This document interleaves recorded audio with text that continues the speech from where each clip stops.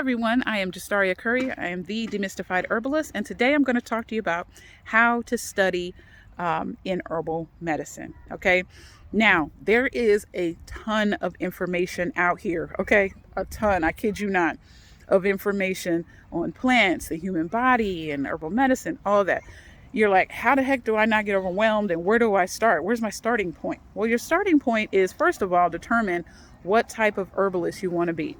What path do you feel drawn to, feel called to? What path is it that you want to get involved in? And I did a video on careers in herbal medicine, so go back and watch that video. It's a very short video as well, to kind of give you an idea on the different type of careers that are available in herbal medicine. So again, watch that video if you are interested. But that's the first step. You need to know, what path are you stepping on? What are you interested in? Okay. Once you determine that, then you need to establish a solid foundation. I cannot stress this enough, in the human body, anatomy and physiology, and the plant body, anatomy and physiology. Okay. Because you need to understand how these systems work in order to understand how they work together. So how do they work separately and how they work together? If you can understand that and get a solid foundation, everything else that you do in herbal medicine will build on top of that. So we're building a house here, but foundationally, you need to know those things. The other thing is plant identification. No matter which path you take, you need those foundational courses, but you also need plant identification. You need to know what type of plants these are. Okay, what are they good for? What are the chemical properties in this plant? Is this the right plant you're looking for?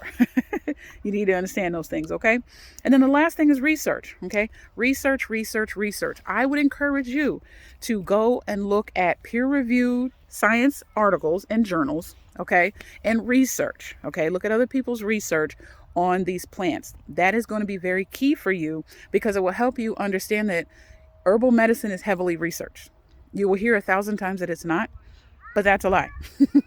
And a lot of the research is from outside of the US. Okay.